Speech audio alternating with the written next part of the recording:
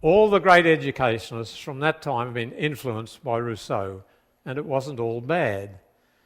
He said, don't just teach children from books, teach them from things, take them out amongst nature. But he said something that no parent would agree with. He said, remember when you have the child in the classroom, that child is purely innocent, nothing but goodness, and you mustn't treat that child as though it had any inclination toward evil. Well, that's a statement from someone that's never had a child. It's not the statement of any parent, because we're all born with a willful nature that inclines to go its own way because that's easiest, and we don't like being bossed around. So Rousseau, who he died a decade before the French Revolution, helped trigger it because he taught the sovereignty of the people and that property should be only in the hands of the state. Karl Marx drew a lot from Rousseau. But Rousseau himself was a very, very strange man. Everybody he stayed with, he quarrelled with, like Cyril Connolly. But he influenced the world. I wonder if you're getting the main point, that up to World War II, the world was shaped by utopians, people who thought they could make a utopia. Then they found the irrationality of man made that impossible, so they now settled for hedonism, pleasure, sex, violence, drugs. You all know of Norman Mailer, The Naked and the Dead. 6 wives. Stabbed one of them nearly to death with a penknife. 3-inch wound in the abdomen. Very violent man. Even when they had him on TV, he nearly got into fisticuffs with whoever he was talking with. Norman Mailer has influenced millions. He was not a good man. Not a good man. Have you ever heard of Henrik Ibsen? He is the man that began modern drama. Born in Norway,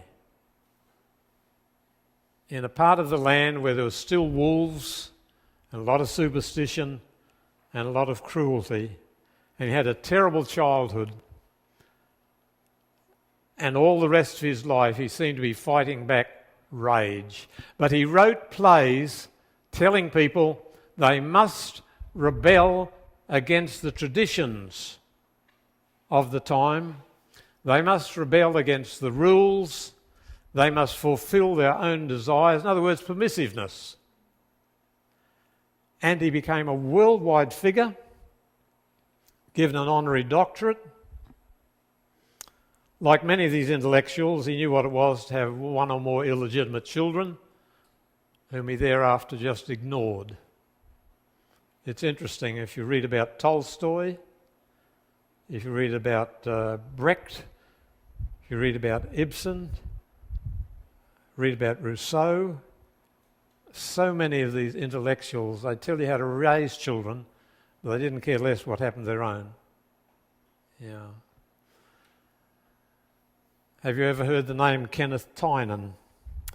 Kenneth Tynan's father was a 6 times mayor of a famous British town, but half his life he lived in another city under another name. And Kenneth Tynan was illegitimate.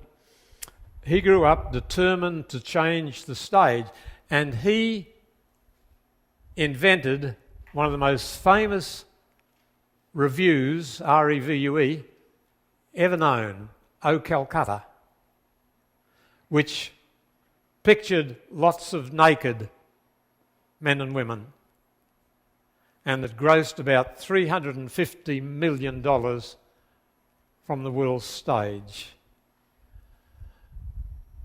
He had the usual attitude of the intellectuals towards women. He thought that he could live as freely as he wished, but whatever woman was with him at the time had to be faithful to him.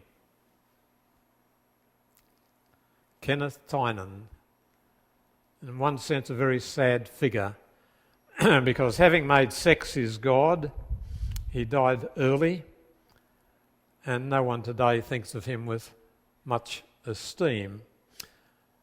Not long after him, there was a famous German, the most famous of the playwrights of Germany after World War II. I think his name was Fassbind.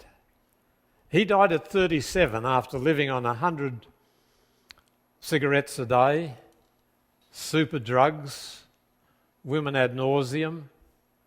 But he did produce 43 plays in 37 years, and he never took one day off. No wonder he died at 37.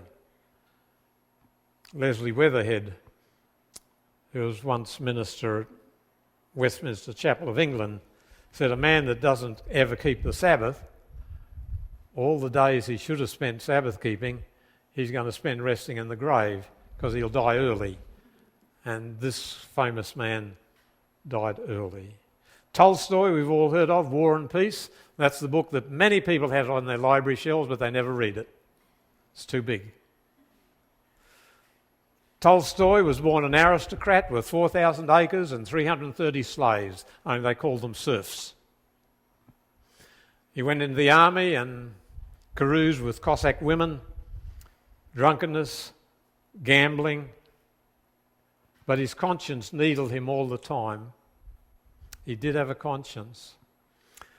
He married a doctor's daughter, made of very good stuff, but he treated her terribly.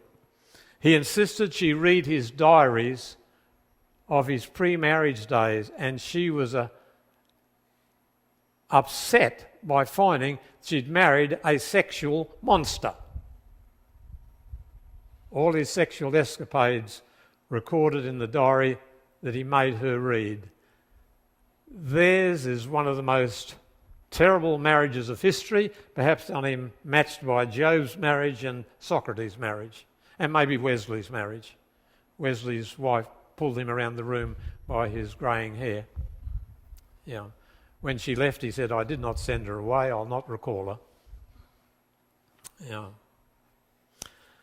Tolstoy ultimately has a row with his wife, leaves home, catches a cold, becomes pneumonia, dies away from home. None of these people were Christians. Hemingway gave up Christianity. Rousseau was a pantheist. Tynan and Fassbind were unbelievers. I could go on and on and on. But my main point is trouble comes because of permissiveness. In other words, when you neglect the law of God, when you neglect what is right, it is impossible then to avoid the harvest. Sowing and reaping is the law of life. And human history testifies to it. Soon there'll be a world debacle, which will be what happened at Jerusalem, 600 BC and 70 AD. Those events in the Bible are used as images of what will happen at the end of the world. If you read Matthew 24, Mark 13, Luke 21, they all take the coming destruction of Jerusalem and go from there to picture the end of the world. And the most pregnant statement in the sermon is this: because iniquity will abound, the love of many will grow cold. Because iniquity, sin, transgression, rebellion against God will abound. That is the source of all these problems.